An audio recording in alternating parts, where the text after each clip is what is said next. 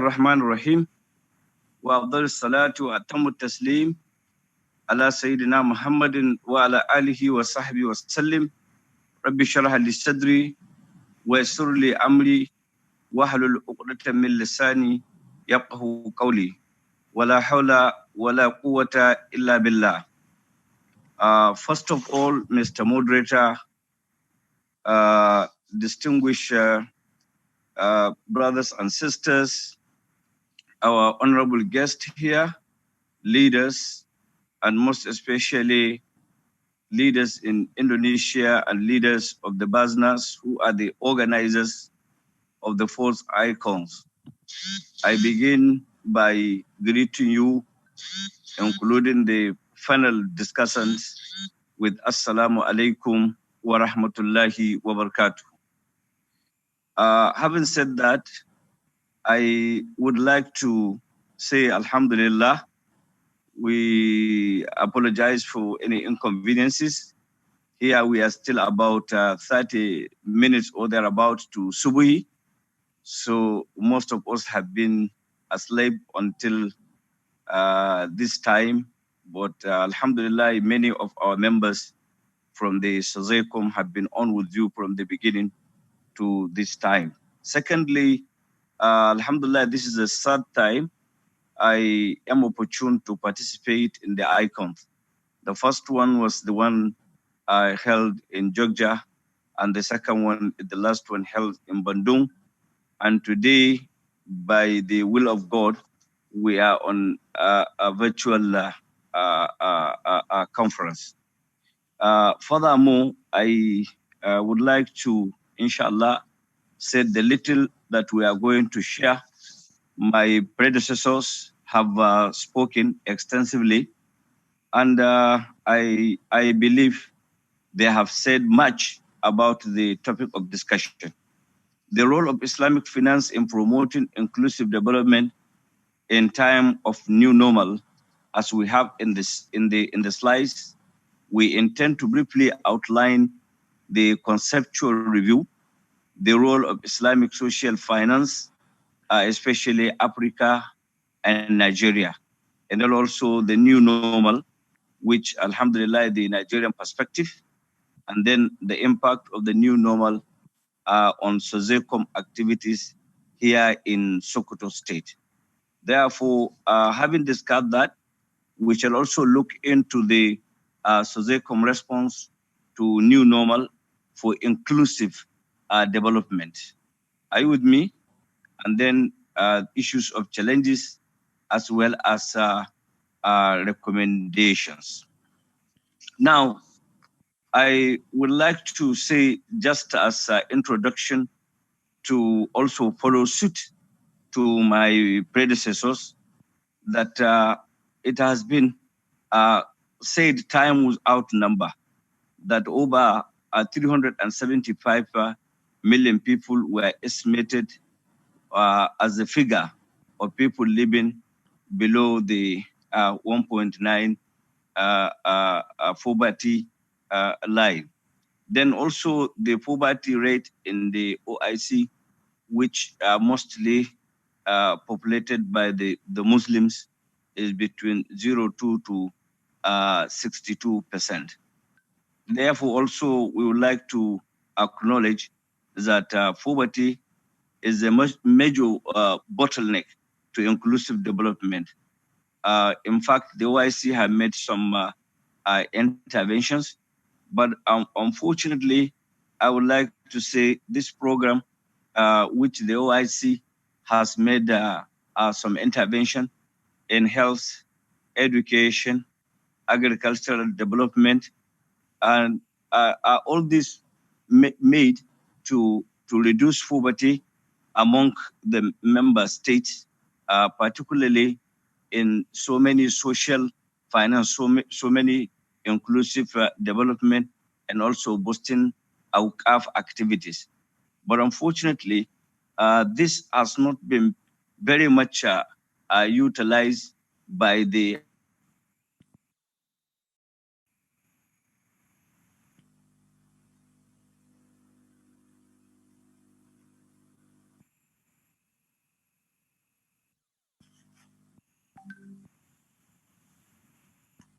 has been introduced and reintroduced and being propagated by different institutions worldwide, including our local institutions here. As I've said earlier, the Muslim population, which is predominant in the sub-Saharan African country, where we are also estimated that the youth alone in the 2050 to come are going to be more than 450 million. Yet this inclusive development is not being felt very much. However, it will also, be discussed in this paper, the role of Islamic social finances in ensuring inclusive development during the COVID-19 in the context of Nigeria, and also showcase some of the activities of SOSECOM, as I mentioned earlier, geared towards inclusive development. Distinguished brothers and sisters, I would like to say in our own understanding of the concept of social finance, it is an approach which actually is investing and managing funds with the aim of mitigating problems in the society. This as far as March 2016. While the Islamic social finance institution providing financial services to vulnerable groups in the society, that is to improve their standard in living. And it also comprises main institutions such as Zakat, Waqf, and Islamic social finance.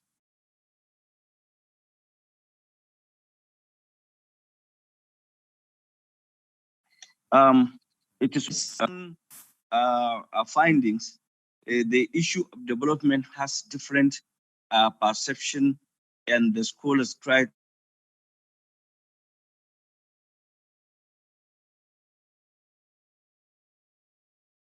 to give different meaning.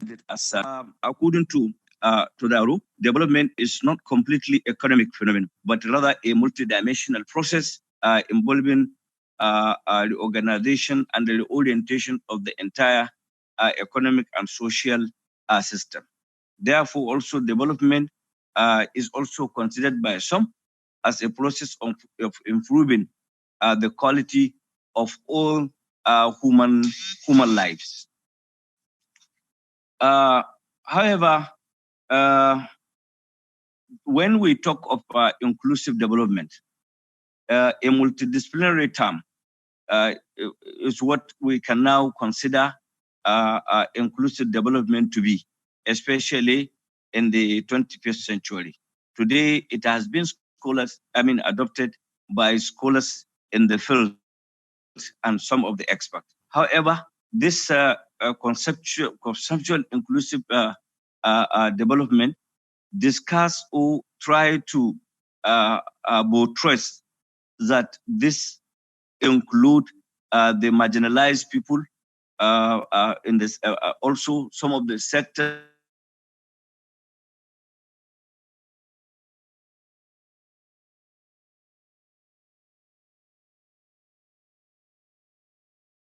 in the countries in aspect which actually the human well-being as well as the environmental sustainability and the empowerment. This is what some of the scholars feel is what is termed as inclusive development. That is, many of our sectors are really not left out, unlike the other system that has been important to know that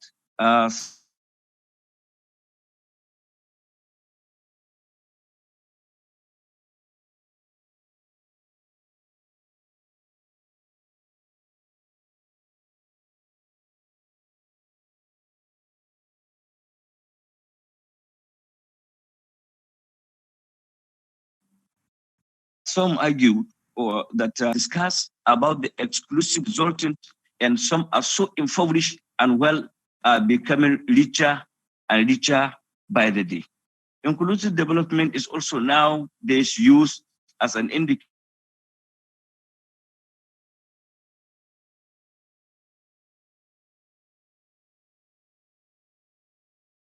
to inclusive involvement of first of the poor in the scheme of things arising from policy and also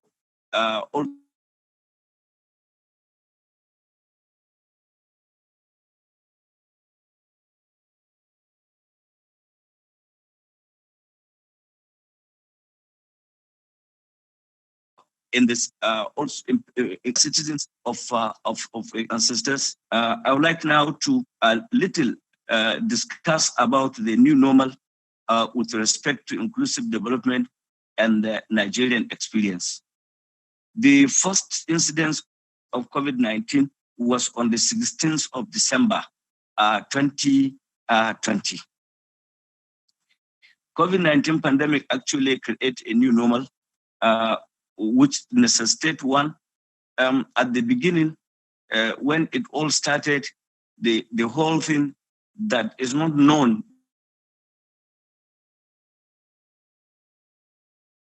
but it has now come to have been infected or have caused to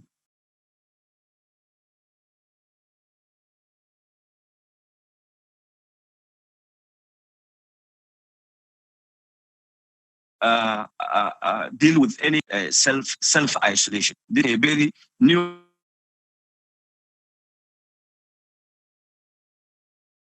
thing that has now also become wearing of mask. By both local and wearing of mask almost by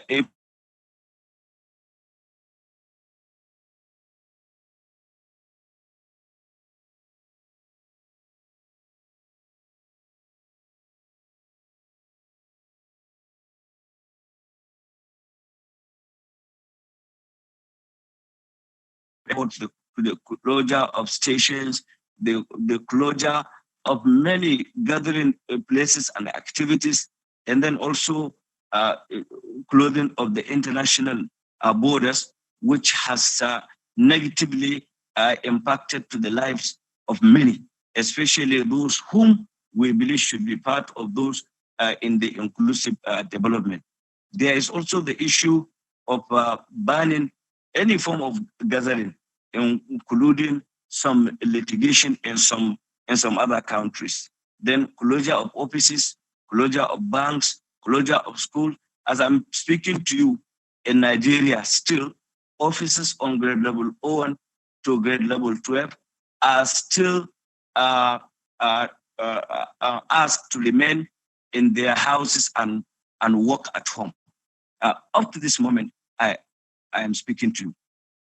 Therefore, the new normal affects all sectors of Nigerian economy vis-a-vis Africa and the world over. And then the pandemic exposes weakness of us or our system, both in health and also some other strategic plan in operation in terms of emergency and the general coordination. I provide a small information at the right-hand side to show you that as at day before yesterday, although in Nigeria we have not yet prayed Subuhi now, so we count ourselves as still yesterday, but you can see we have about 59,455 cases so far, out of which 50,951 has been discharged.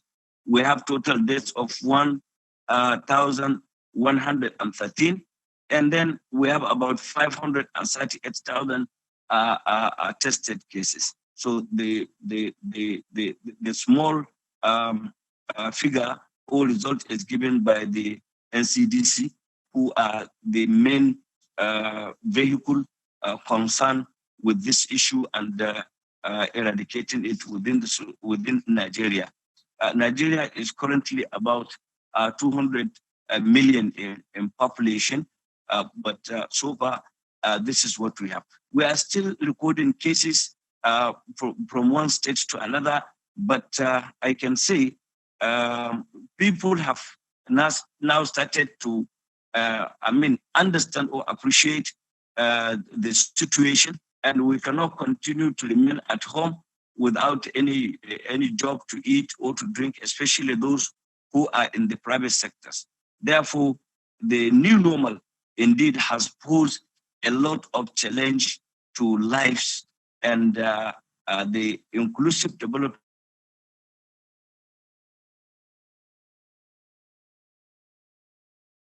is more needed, as Africa has made some palliatives, some direct, some also injecting into different kind of business.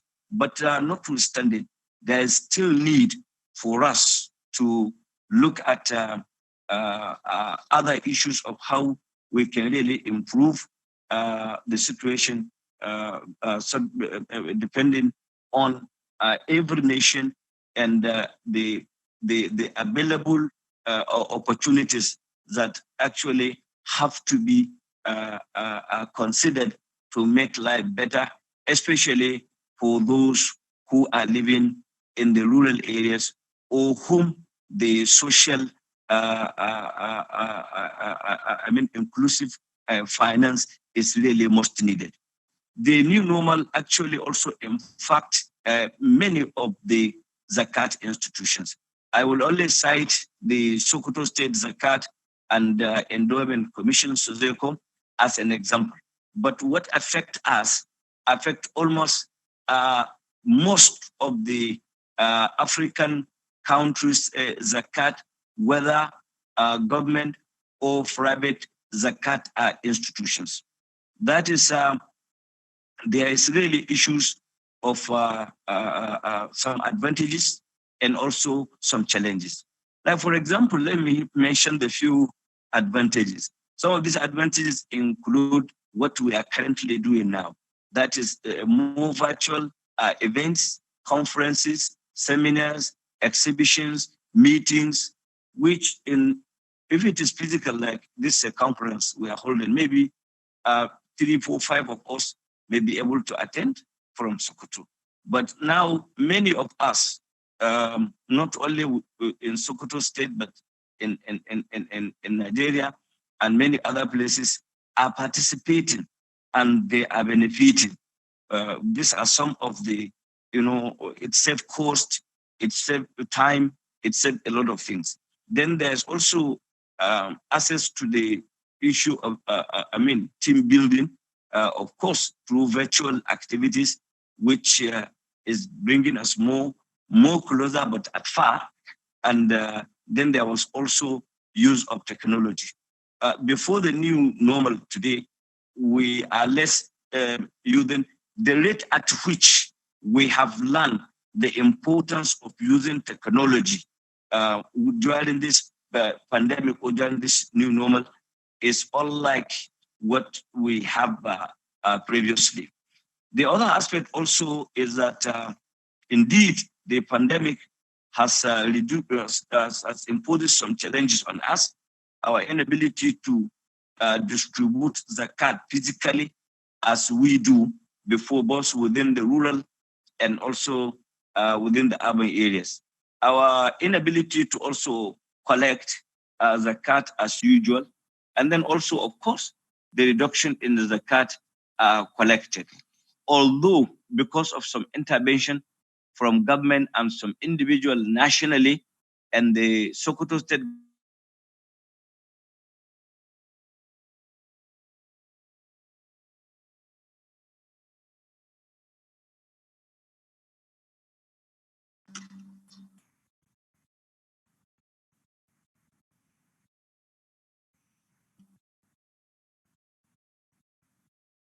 towards the end of this presentation. And then on the issue of the use of technology, we feel as a part of our response, that is the responses of Sokoto State Zakat and the Endowment Commission, is that we have created some educational programs, just like what others have done, what business have done in a bigger way. We have done ours, in a smaller way according to our capacity. We have made some empowerment work of activities more health program, more shelter program, and also provision of relief material, as I mentioned earlier. With respect to the use of technology, still on the new normal, as far as the inclusive development is concerned, so DECOM has taken a giant step in digitalizing its social finance functions. Like, for example, in the vulnerable groups, we have been able to collect across our 86 districts more than 300,000 registered beneficiaries, which before now, we don't have it in that manner. And then we have also employed one of our newly Islamic banks, like the Taj Bank, whom are busy in the registration, creating BBS numbers, and also opening account of such vulnerable. In fact, it is a landmark achievement that we can now know from the grassroots our poor and the poorest of the poor. We also try to encourage like the local debate, essay competition, quiz competition, to all bring about the issue of inclusive development in Islamic social finance. Similarly, we are upgrading our website, if you look at it, to include cash, and waqf collection at the same time. We are also developing our, we are developing a backend that will make a cash and zakat collection function, which before now we really don't have. But as a baby zakat institution, not like as old as Basnas and some other very old zakat institutions, we are also trying to go along with education and the provision of scholarship opportunities, which alhamdulillah, despite the pandemic, we are trying to coordinate from some of the offers given by Basnas, some of the like Zakat Keda in Indonesia and Asia, and then some other countries. We also have other issues like I mentioned earlier, the debate and other things, and as well as the empowerment. And we have increased on work activities alongside the Zakat, and this is complementing our Zakat activities indeed. We made an entrepreneurship approach, and then we are making headways in trying to establish catching the younger ones in primary school, in secondary schools, and also in our local peace centers, so that we now redefine the course of our involvement and also mobilization towards understanding the zakah and its values, and then why it is so important to really amplify and hold on to the zakat institution, because it is all encompassing. It brings about social development in any society that zakat is practiced. We firmly believe that with the acquired skills that we are giving to the younger ones, inshallah, they will create successful business as we are mapping. Then on the long run, some of the vulnerables, as just you have in Indonesia, changing mustahik to muzaki, inshallah, through the Beit al-Mal wa Tamwil. That has also been accepted in Sokoto. The government has already even asked the office of the Attorney General to come out with a draft bill or law which will be passed to the House of Assembly and will be assented by the governor as soon as the process is completed. Then the issue during the new normal, we also look at our level of empowering the petty traders and also evolve so many Waqf initiatives, such as the Kasbu initiative. I think the slides next will show some of the distribution we had and some of the initiatives we have just in a summary form. The food and equipment or tools that we have been able to provide to some of the locals in the remote areas to bring about the social inclusive development. The issue of Kasbu is another introduced. Your time, 3 minutes left. Your time. Okay, inshallah, I'll round up on the issue of the health programs. We have tried to incorporate so many health activities and then also to bring about understanding of the new normal, especially with the pandemic. No one knows when pandemic will end, but we have made some good move to educate our populace to appreciate the challenge and then to cooperate with the health institution, the government, to understand some of the policies of the government, especially in trying to do away with. The next slides show that our efforts now in trying to create, a hospital that will also serve as one of the health institution to assist toward this direction. The other one also in the issue of shelter, which we are also collaborating with some institutions like the Qatar Charity, and then the issue of also providing a shelter to the vulnerable, especially the IDPs. We have also in another slide showing the distribution of the COVID-19 palliatives. The limitation, of course, are part of our challenges of inadequate funds, as usual, to everyone, and then also trying to educate the population, staff. We would have gone far in our collaboration with the business of Indonesia after signing the MOU, but unfortunately, until the situation improves, we may not be able to. So lastly, I want to suggest, one, that it will be good for all Islamic social finance all over the world to quickly study the present situation of the new normal and re-strategize for the future. Apart from this conference, it will trigger, this discussion trigger so many things. So therefore, there is the need to really look into it, and World Zakat Forum should also lead all other institutions toward this. Then to move to actually meet the target. Thank you very much for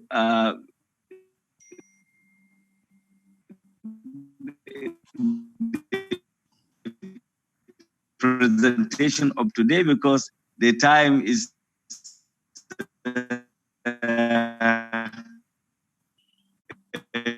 just very, it's a different time between you and us, but alhamdulillah, we have been able to, Allah will take away the pandemic very soon, so that activities will return, that will witness.